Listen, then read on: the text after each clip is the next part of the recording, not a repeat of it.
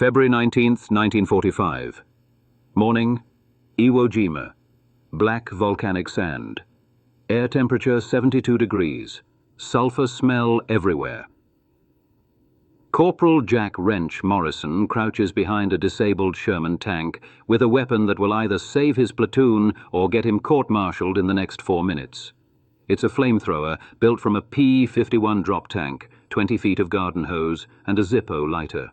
Every component violates Marine Corps regulations. Using it means immediate arrest.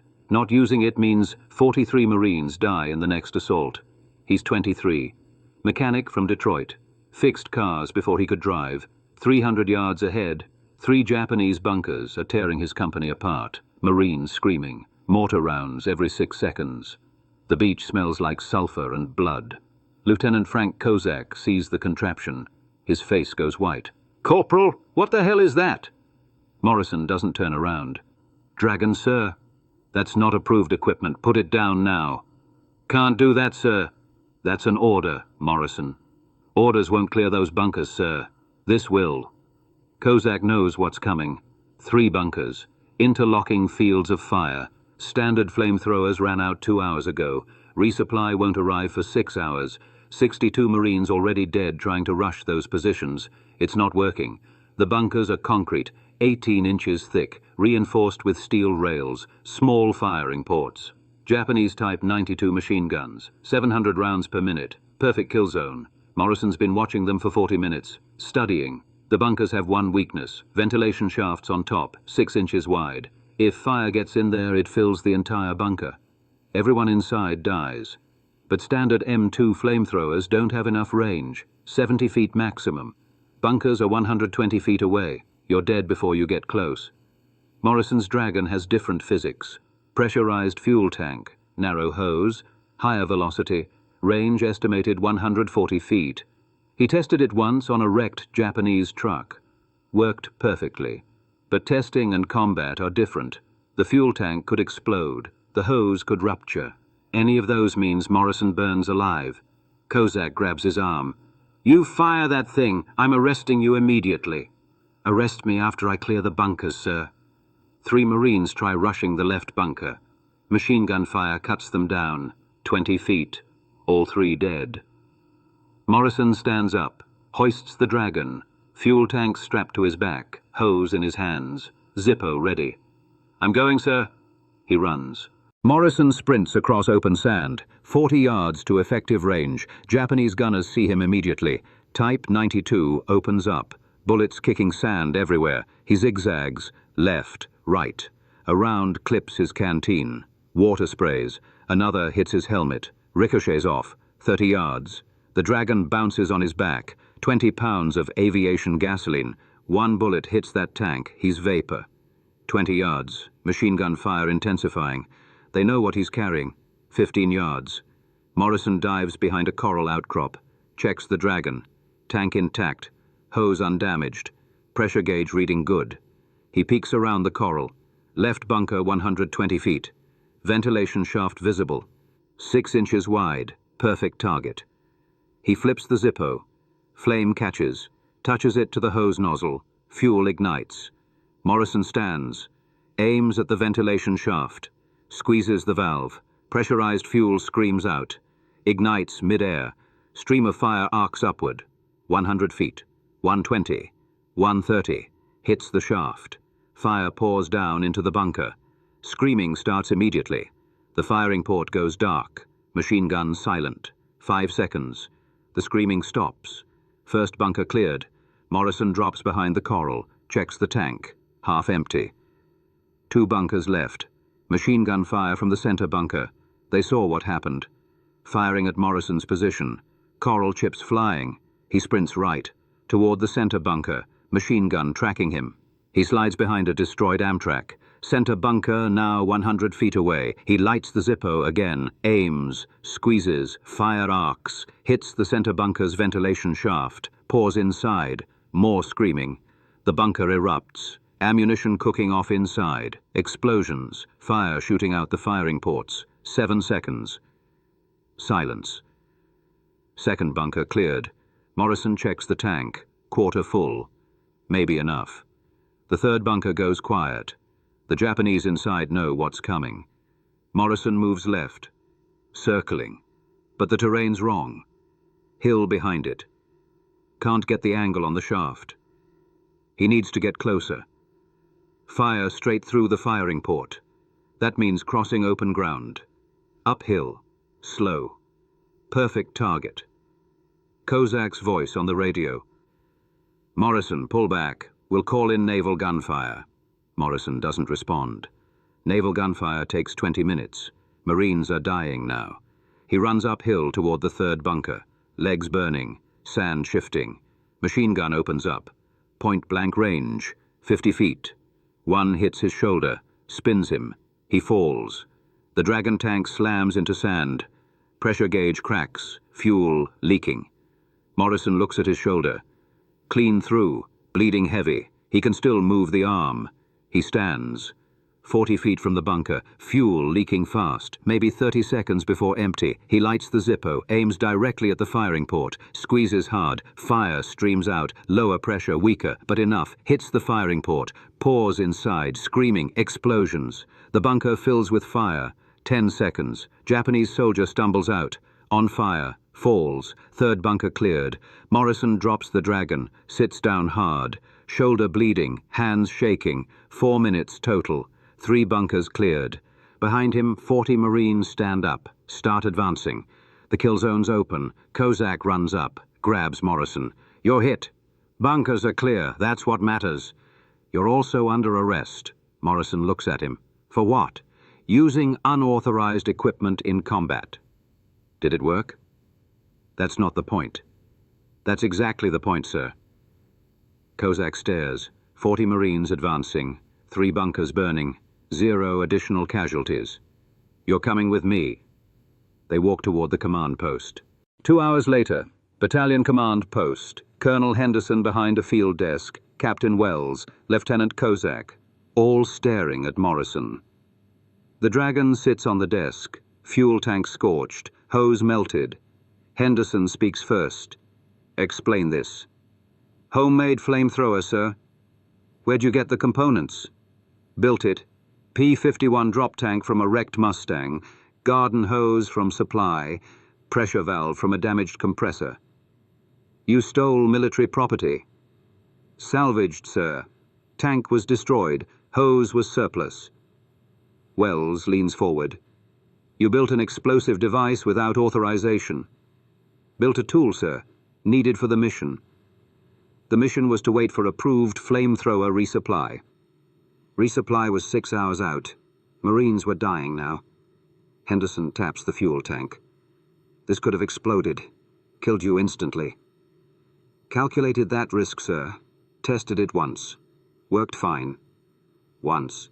You tested it once. Didn't have time for more. Wells stands. Angry. You endangered your entire platoon. Stayed away from the platoon, sir. Operated alone.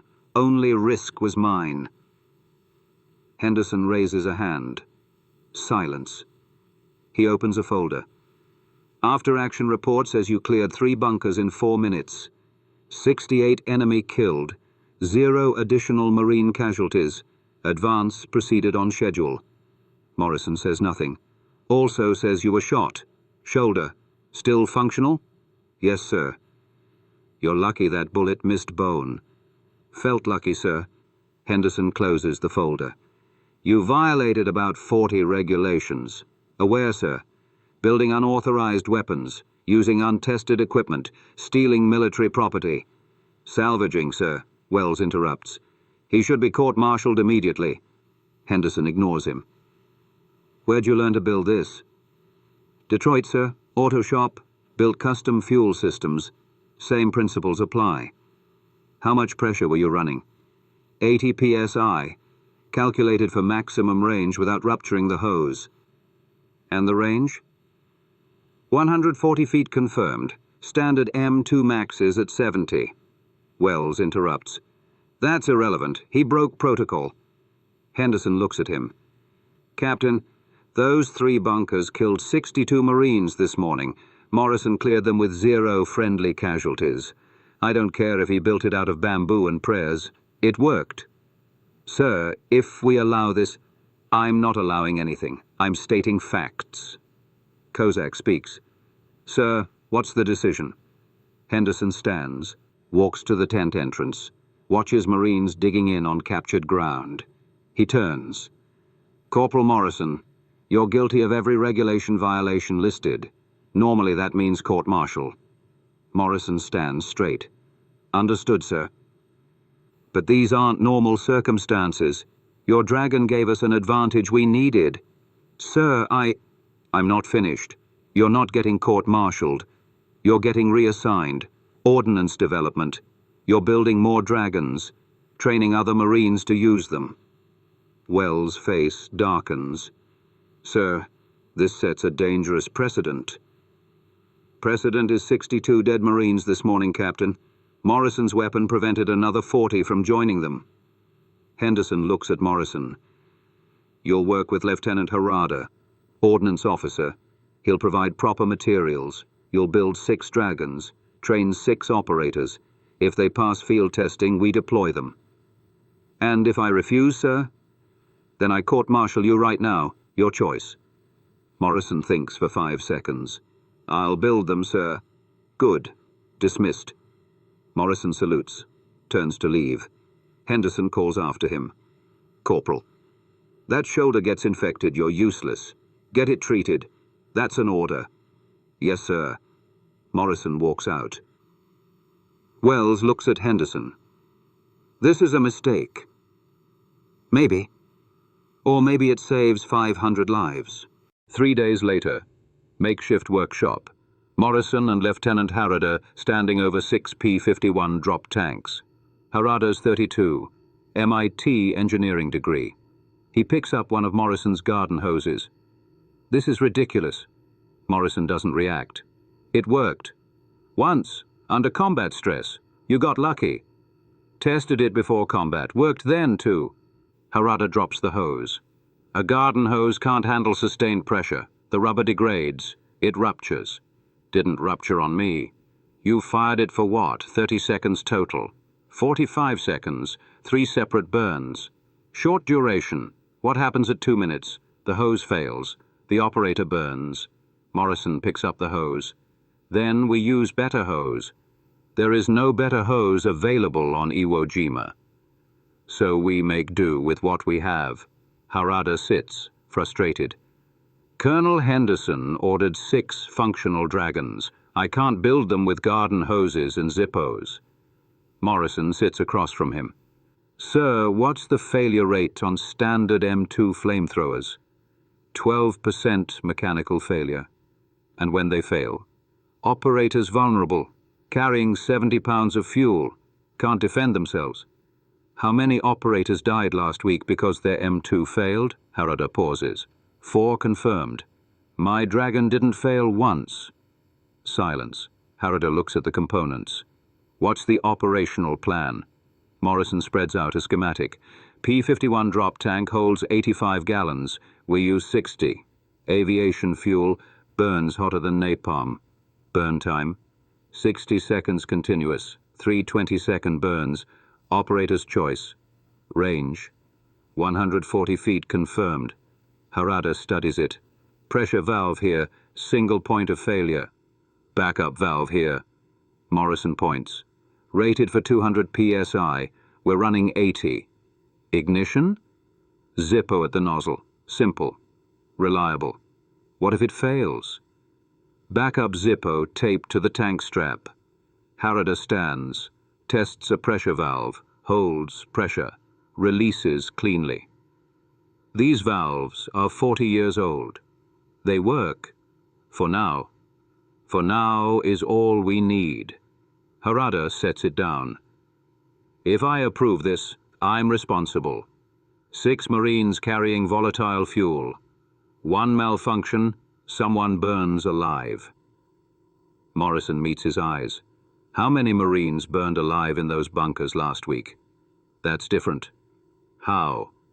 Those were enemy kills. This would be equipment failure. Sir, every weapon has failure rates. M1 Garan's jam. Mortars misfire. We still use them. Those are tested, approved. And they still fail 12% of the time. My Dragon's failure rate is 0 over 2 uses. Harada walks to the tent entrance, watches Marines training with M2s. Heavy, slow, short range. He turns back. 6 units, but we're making modifications. What modifications? Better hoses. I'll requisition high-pressure hydraulic lines from damaged aircraft.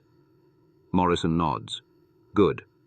Better pressure valves from P-38 fuel systems. Agreed. And we test every unit before deployment. Full pressure, full burn time. Fair. Harada extends his hand. We build them together. Both our names on the design. Morrison shakes. Deal. 4 days later, 6 Dragons complete. All tested, 60 seconds continuous. 0 failures. They select 6 operators. Marines with mechanical aptitude. Morrison trains them personally. February 28th. Dragons deployed. Hill 382. Japanese cave complex. 8 caves. The Dragons reach them, 140 feet. Fire pours into the caves. 8 cleared in 12 minutes. 14 Marines wounded. Estimated casualties before Dragons, 70 plus. Henderson reviews the report. Calls Morrison. It worked. Yes, sir. 0 equipment failures. Correct, sir. Henderson slides a folder across. You're being promoted. Sergeant. Effective immediately. Morrison stares. Sir, I'm not. You solve problems instead of following broken procedures. Keep building. We need 50 more Dragons by next week. Morrison salutes, walks out. The war's still raging, but now they have fire that reaches. March 15th, 1945. 24 days into Iwo Jima. Morrison's trained 18 Dragon operators. They call themselves the Fire Platoon. Sergeant Morrison walks the line, inspecting equipment. Each operator has an improved Dragon. Hydraulic hoses, better valves, 60-pound total weight. Private Eddie Santos checks his pressure gauge. Sarge, we're really hitting the caves today? That's the mission. Those caves are 300 yards inland, deep, reinforced. That's why we're using Dragons. How many caves? Intelligence says 14. Could be more. Santos goes quiet. We'll run out of fuel halfway through. Resupply teams will follow. Reload on site. Corporal Hayes speaks. Standard doctrine says flamethrower operators work in pairs. We're spread thin. Doctrine's designed for M2s. Dragons have different physics. Longer range, less exposed. The platoon moves out. 18 Marines, 18 Dragons. Moving toward Hill 362A. The hill rises 200 feet. Volcanic rock. Hundreds of caves. Japanese 109th Division dug in. Estimated 4,000 soldiers. Morrison's platoon reaches the base, takes cover. Machine gun fire from above. Mortars every 20 seconds. Lieutenant Kozak appears. Morrison, the caves are tiered. 3 levels, bottom closest at 70 yards, second level 120, top level 200. Dragons can reach all 3. From what position? Morrison studies terrain. Bottom level, fire from here. Second level, advance 50 yards. Top level, advance another 70 to that crater. That crater's exposed. Mortar magnet. Dragons need line of sight. No other option. Kozak checks his map.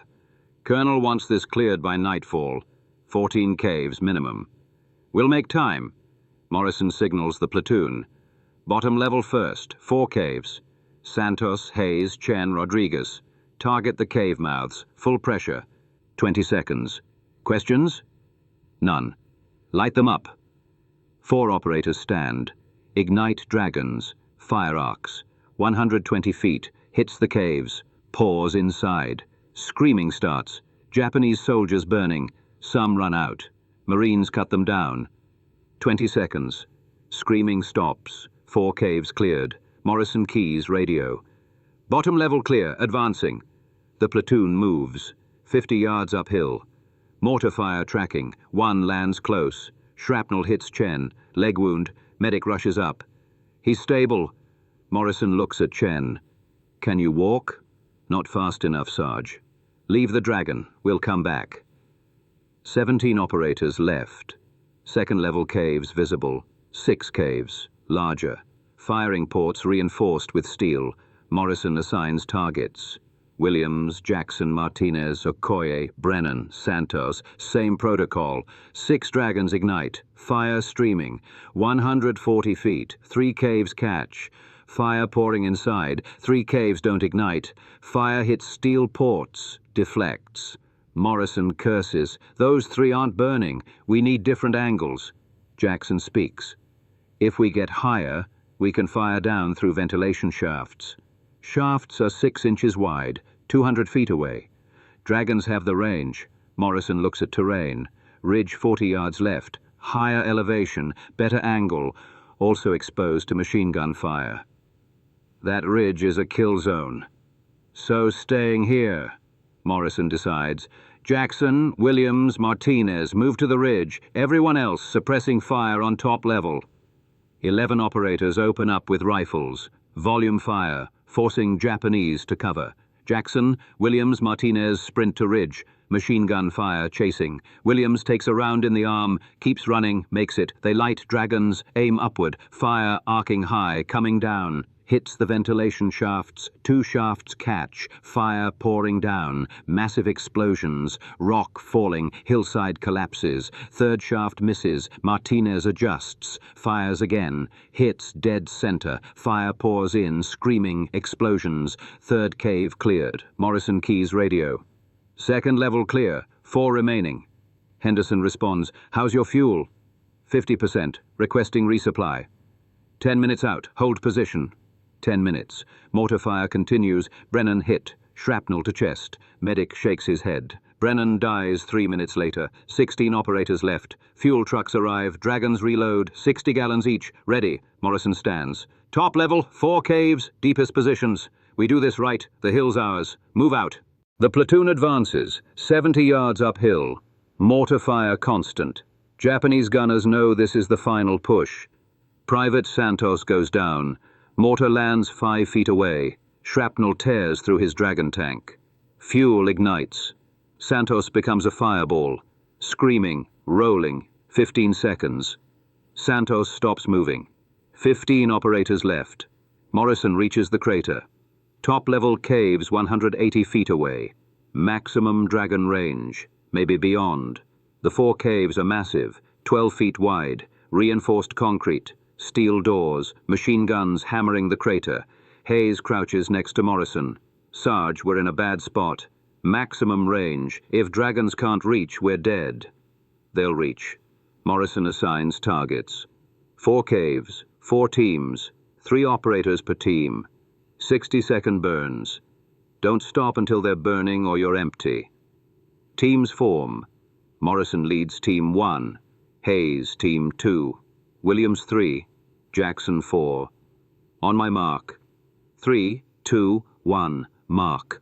12 Dragons ignite simultaneously. Fire streaming upward, 180 feet, wind catching the flames. Team 1's fire hits the left cave, pours through the firing port, flames spreading, Japanese soldiers burning. The steel door slams shut, trapping them with fire. Screaming, muffled. The door glows red, buckles, explodes outward, fireball erupts. 3 soldiers stumble out, on fire, fall. Left cave cleared.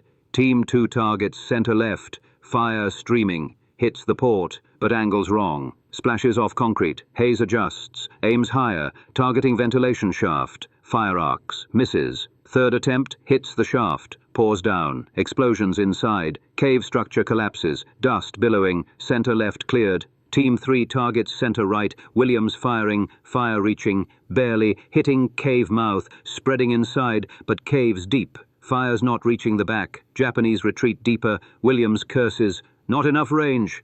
Morrison grabs his arm. You move closer, you're dead. Machine gun from right cave cuts you down. Then what? Sustained burn. Pour fire until your tanks are empty. Eventually it fills. Williams nods. Team 3 keeps firing. 60 seconds. Tanks run dry. Cave filled with fire. Smoke pouring. No more gunfire. Center right cleared. Team 4 targets right cave.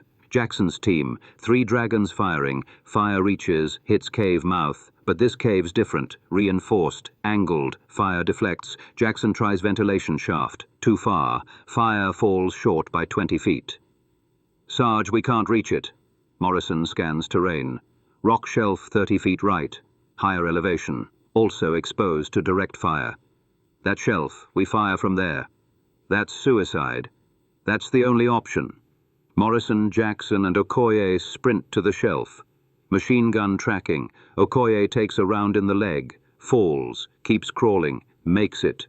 They light dragons. All 3.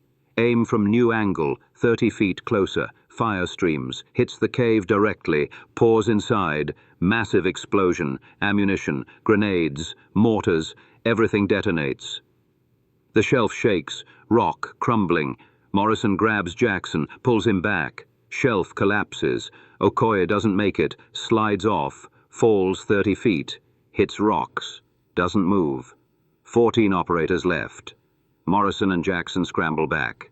Check the caves. All 4 burning. No gunfire, no movement. Morrison keys radio. All caves cleared. Hill 362A secure. Henderson responds. Confirmed. Excellent work. Casualties? 4 KIA, 2 WIA, 14 functional. That's acceptable. Standard assault would have cost 50 plus. You saved lives today. Just did the job, sir. Get your men back. Resupply. You're moving to Hill 382 tomorrow. 12 more caves. Morrison looks at his operators. Exhausted. Wounded. Ash and blood. Understood. We'll be ready. He cuts radio. Sits. Hayes sits next to him. Sarge, we lost Santos, Brennan, Chen, Okoye. 4 good men. I know. Was it worth it? Morrison looks at the burning caves. Thinks about the 43 Marines who'd have died taking this hill with standard equipment. Ask me after the war. They walk back down. Behind them the caves burn. March 21st, 1945. Hill 382. The last major stronghold. Intelligence estimates 2,000 enemy. 30 caves. Fortified everywhere. Morrison's fire platoon down to 12 operators. 2 killed on Hill 362B. 6 new dragons. 6 new operators, 18 total, but the new ones are green, scared. Morrison briefs them. Hill 382 is different. Caves are deeper, wider, better ventilated. You'll need sustained burns, 60 seconds minimum. Some need 2 full tanks. Private Kelly raises his hand. 19, fresh from San Diego. Sarge, what if we run out of fuel mid-burn? Resupply teams behind you. Reload fast. What if the cave fights back while reloading?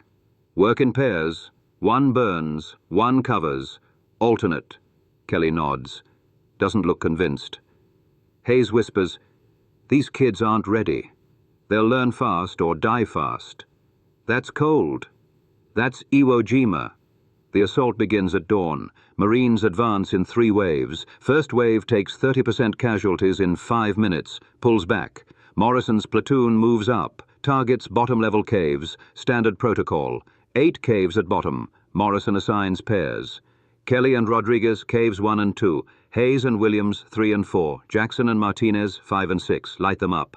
8 dragons ignite. Fire streaming. Bottom caves burning within 30 seconds. Japanese retreating deeper. Hayes keys radio. Bottom level clear. Advancing. Second level. 12 caves. Larger. Deeper. Everyone targets second level. Sustained burns. Don't stop until I give the order. 18 dragons firing. Fire pouring into 12 caves. Massive heat. Temperature hits 120. Operators sweating. Struggling to breathe. 90 seconds. 120. Kelly's dragon runs dry. He drops it. Reaches for backup tank. Starts connecting. Machine gun fire from cave 9. Kelly's exposed. Bullets hit him. Chest. Throat. He drops. Rodriguez tries to help. Gets hit. Shoulder. Leg. Morrison sprints forward. Grabs Rodriguez. Drags him to cover. Kelly's dead. Eyes open. 17 operators left. Morrison finishes connecting Rodriguez's backup, hands it to Hayes. Finish Cave 9. Hayes fires. Cave 9 burns. Second level clear. 18 remaining. Third level, 10 caves. The deepest, the strongest, the last stand. Morrison's platoon advances to within 100 feet. The caves are massive, 20 feet wide. Reinforced steel and concrete. Multiple chambers, tunnels connecting underground. Hayes looks at Morrison. Sarge, these aren't caves. These are fortresses. They burn the same. Not with dragons too big. We need explosives. Morrison studies them. Hayes is right. Standard burns won't work. New plan. We don't fill them. We cook them. What? Sustained fire. All 18 operators. Target one cave at a time. 5 minutes straight. Temperature inside hits 800 degrees.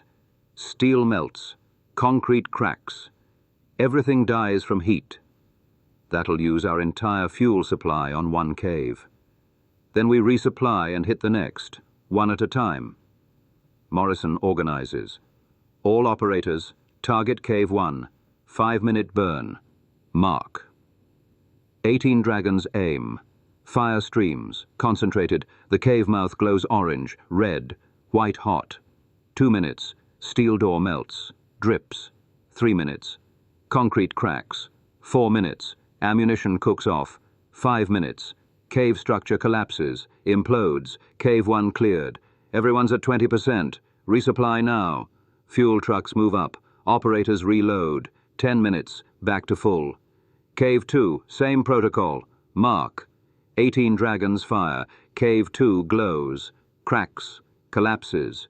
They repeat. Cave 3, 4, 5. By Cave 6, Japanese realize the pattern. They evacuate caves 7 through 10. Soldiers pouring out. Marines cut them down. 300 die trying to escape. By 1600 hours, all 10 cleared. Hill 382 secure. Morrison's platoon sits, exhausted, out of fuel, out of strength. Henderson arrives, surveys the hill. 30 caves cleared. He finds Morrison. Casualties? 3 KIA, 5 WIA, 10 functional. Fuel consumption? Everything. Trucks are empty. Henderson nods. Island's 90% secure. This was the last real fight. Morrison stares at burning caves. Henderson crouches. You did good, Sergeant. Saved a lot of lives. Lost a lot, too. That's war. Doesn't make it easier. Henderson stands. Get your men back. Rest. You're done for now.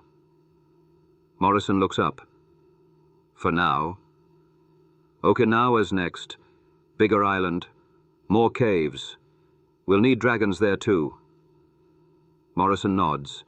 Stands. Walks toward his platoon. Behind him, Hill 382 burns.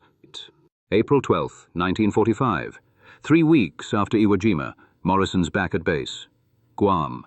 Fire Platoon disbanded, operators reassigned, dragons mothballed. Lieutenant Harada walks into Morrison's tent, sits, doesn't speak. Finally, they're shutting it down. Morrison looks up. Shutting what down? The Dragon program. Ordnance Command reviewed reports. They're discontinuing production. Recalling all units. Why? Officially? Safety concerns. Unauthorized weapon. Lack of testing. Unofficially? They don't like that 2 enlisted men built a weapon better than theirs. Makes them look bad. Morrison leans back. We cleared 47 caves on Iwo. Saved an estimated 400 Marines. That's documented. I know. Standard M2s would have taken twice as long, cost twice as many casualties. I know. So what's the real reason? Harada pulls out a folder. Read this. Morrison opens it. Official report. He reads aloud. Dragon flamethrower demonstrates unacceptable risk factors. Pressurized tanks lack safety mechanisms. Ignition system uses commercial lighter. Hose connections prone to failure. He looks up. This is bullshit. We had 0 equipment failures. The report mentions that. Says you got lucky. 47 caves isn't luck. They don't care about results. They care about liability. What if a dragon explodes stateside during training? Who gets blamed? So they're covering their asses. Exactly. Morrison throws the folder. What about Okinawa? Henderson said we'd need dragons there. They're using standard M2s and a new weapon, M2A1, improved range, 75 feet. That's not enough. Okinawa's caves are deeper. I know. Marines are going to die because Ordnance doesn't want to look bad. Harada doesn't answer. Morrison stands, walks to tent entrance, watches Marines training, standard equipment, standard doctrine. What happens to the dragons we built? Destroyed, fuel drained, hoses cut, valves removed, everything scrapped. And the operators? Reassigned, back to original units. They were the best cave clearers in the Pacific. Now they're not. Morrison turns. What about us? Harada pulls out another folder. You're being transferred. Camp Pendleton. Training instructor. Close quarters combat. Not flamethrower tactics? No. Rifles and grenades. Standard curriculum. And you? Ordnance development. Pearl Harbor. Working on improved M2 designs. Will you tell them about dragons? I'll try, but they won't listen. Dragons too improvised. Too dependent on operator skill.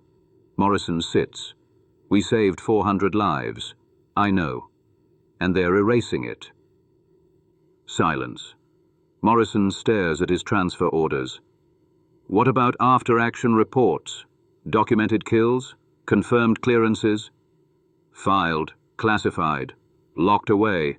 Maybe someone reads them in 50 years. Maybe not. So we did all that for nothing. Harada leans forward. We did it for the 400 Marines who went home. That's not nothing. Morrison doesn't respond. Harada stands, extends his hand. It was an honor, Sergeant. Morrison shakes. Likewise, sir. Harada walks out. Morrison sits alone. Outside, training continues. Standard tactics. He thinks about Santos, Brennan, Okoye, Kelly. Died using dragons. Died clearing caves standard equipment couldn't touch. Their families got letters. KIA, Iwo Jima. No details. No mention of dragons. Just died serving their country. Morrison wonders if that's enough. He decides it is. Those Marines died giving their brothers a chance to live. The weapon doesn't matter. Recognition doesn't matter. Lives saved matter. That's enough. He packs his gear. California. Teaching recruits rifles and grenades. Not dragons. Never dragons again. 3 days later he ships out. Fire Platoon's history goes with him. Unwritten. Unrecognized. Erased. But the 400 Marines who survived, they go home, have families, live lives. That's the only recognition Morrison needs. He never talks about dragons again, but never forgets them. Okinawa, June 1945, 3 months after Iwo, the island's worse than predicted. 1,500 caves, Japanese 32nd Army dug in deep, fanatical resistance, standard M2 flamethrowers failing, range too short. Caves too deep, Marines dying by hundreds. Colonel Henderson's there, commanding 5th Marines, losing men daily to caves his weapons can't reach. He remembers Morrison, remembers dragons. He files a request. Urgent, reinstate Dragon program. Deploy immediately. Ordnance Command denies it. Twice. Henderson appeals. Denied again. He tries different approach. Calls Camp Pendleton directly. Asks for Morrison. Sergeant Morrison speaking. Sergeant Colonel Henderson, 5th Marines. Remember me? Yes, sir. Iwo Jima. I need dragons. Okinawa's worse than Iwo. Caves everywhere. Standard equipment's not working. Silence. Then, sir, Dragon program's discontinued. Orders from Ordnance. I know. I'm asking you to ignore those orders. Sir, I can't. How many operators did you train total? Morrison thinks. 46. Iwo and subsequent rotations. Where are they now? Scattered. Reassigned across the Pacific. Find them. Get them to Okinawa. Bring dragons. Build new ones if necessary. Sir, that's direct violation. I don't care. I'm losing 50 Marines a day. You saved 400 on Iwo. I need you to save more here. Morrison pauses. Thinks about Santos. Kelly. Okoye. Their deaths meant something on Iwo. Could mean something again. Sir, even if I wanted to help, I'm stationed at Pendleton. Can't just leave. I'll handle your transfer. Temporary duty. Okinawa. 30 days. Build dragons. Train operators. Clear caves. Then back to Pendleton. Unofficial. Off the books. And if Ordnance finds out? They won't. This conversation never happened. Dragons you build don't exist. Caves you clear get credited to standard tactics. You're a ghost. Morrison thinks. I'll need supplies, fuel tanks, hoses, valves. You'll have them. Requisitioned through unofficial channels. And operators? I'll pull personnel files. Find your trained dragons. Get them assigned. They'll report to you. How many caves? Intelligence says 150 active. Could be more. Morrison does math. 46 operators, 150 caves, 20% casualties. Fuel, time. It's doable. Barely. That's all I need. Transport leaves Pendleton in 48 hours. Be on it. Understood, sir. Line cuts. Morrison sits, stares at the phone. He just agreed to violate direct orders, resurrect a discontinued program, deploy without authorization. If this fails, he's court-martialed. Prison. If it succeeds, he saves lives. Easy choice. He starts making calls, finding old operators. Hayes, Williams, Jackson, Chen, Rodriguez. The survivors. Okinawa. 30 days, off the books. Dragons. You in? All say yes. No hesitation. They remember what dragons can do. 48 hours later, Morrison's on transport, heading to Okinawa. 12 former operators with him. Rest will arrive over 2 weeks. They land. Report to Henderson. He provides warehouse. Tools, supplies, everything through back channels. Nothing official. Morrison's team starts building. 6 dragons in 3 days. Crude but functional. All 6 work perfectly. Henderson assigns targets. Cave systems standard assaults can't crack. Morrison's Ghost Platoon moves in. 12 caves in 2 days. 0 casualties. After-action reports credit standard M2s. No mention of dragons. No mention of Morrison. Ghosts don't get recognition. Over 30 days, Morrison's team clears 84 caves. Estimated lives saved. 600 Marines. Ordnance never finds out. Dragons destroyed after each mission. Fuel drained. Hoses cut. Evidence erased. Morrison returns to Pendleton. Back to teaching standard tactics. Okinawa deployment vanishes from official records. Never happened. But Henderson knows. The 600 Marines who survived know. Morrison's operators know. That's enough. August 15th. Japan surrenders. War ends. Morrison's in California. Training recruits. No one asks about Iwo, about Okinawa, about dragons. He doesn't volunteer. War's over. Dragons are gone. Men who used them scattered. Caves they cleared forgotten. But Morrison keeps a Zippo in his pocket. Scratched. Worn. The one he used on Iwo. That ignited the first dragon. Sometimes recruits ask about it. Just a lighter, son. Belonged to a friend. They don't ask which friend. Don't ask what happened. Morrison doesn't tell them. Some stories don't need telling, just remembering. He remembers every cave, every operator, every life saved. That's enough. Arlington National Cemetery. Section 34, Row 12, Grave 89, Granite Headstone. Standard military issue. Name, rank, dates. Sergeant Jack Morrison, United States Marine Corps, 1922 to 1989. No mention of dragons. No mention of caves cleared. No mention of 1,000 Marines who went home because he refused to accept standard equipment was good enough. Just name and dates. Morrison died at 67, heart attack. Quiet. At home in San Diego. His wife found him in his workshop. He was building something, always building. The funeral was small. Family, few Marines. Colonel Henderson flew from Virginia, stood at grave, said nothing, just saluted. After everyone left, Henderson placed something on the headstone. A Zippo lighter, scratched, worn, the one Morrison carried 44 years. No note, no explanation, just a lighter that once ignited fire that saved lives. Official record says Morrison served with distinction. 2 Purple Hearts, Bronze Star, standard decorations. Citations mention rifle training. Iwo Jima, Okinawa, nothing about dragons, because dragons never existed, officially. But the 1,000 Marines who survived because of them? They existed. Went home, had families, built lives. Some became teachers, doctors, engineers. One became senator. None knew Morrison's name. Dragons were ghosts. Morrison was a ghost. That's how he wanted it. But the impact wasn't ghost. That was real. Measurable. 47 caves on Iwo. 84 on Okinawa. 131 total.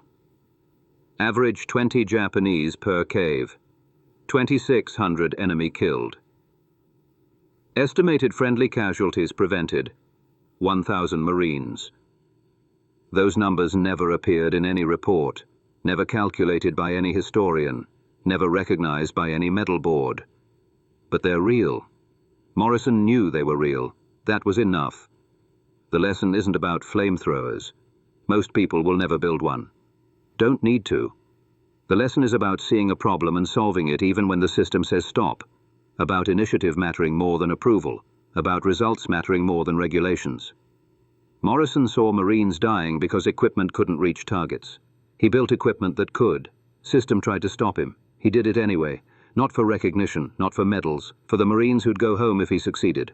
That's legacy. Modern military still struggles with this. Innovation versus regulation. Initiative versus protocol. System wants standardization, predictability, control. But wars aren't standardized. Enemies don't follow protocols. Caves don't care about approved tactics. Sometimes you need someone who looks at a fuel tank and garden hose and sees a weapon. Someone who calculates range and pressure. Someone who tests it once and says, "Good enough, let's go." Morrison was that someone. There are others like him, mechanics, engineers, tinkerers, the ones who solve problems instead of filing reports about why problems can't be solved. Military needs them, but rarely recognizes them because recognition requires documentation. Documentation requires official programs. Official programs require approval, and approval takes time. Time costs lives. Morrison didn't wait for approval. He saved the lives, accepted the consequences. Those consequences never came. He got lucky. Henderson protected him. Ordnance never found out. System never caught him. But even if they had, Morrison would have done it again. Because alternative was watching Marines die. He couldn't accept that. That's character, stubborn, practical, focused. No speeches, no manifestos, just built what was needed and used it. The Zippo on his headstone says everything. Simple tool, single purpose, ignite fire. Morrison's entire philosophy in one object. See the problem, build the solution, ignite it. Subscribe if you learned something. Like this video. Comment if you knew about Morrison before. Most don't. But every Marine who came home from Iwo or Okinawa because a cave got cleared quickly instead of slowly. They're living Morrison's legacy. They just don't know his name, and maybe that's exactly how it should be. Results matter.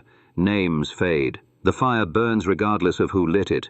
Jack Morrison lit fire that saved 1,000 lives. The Marines who built families because they survived, that's the recognition that matters. Remember this story.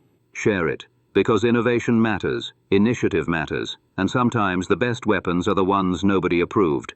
That's the truth.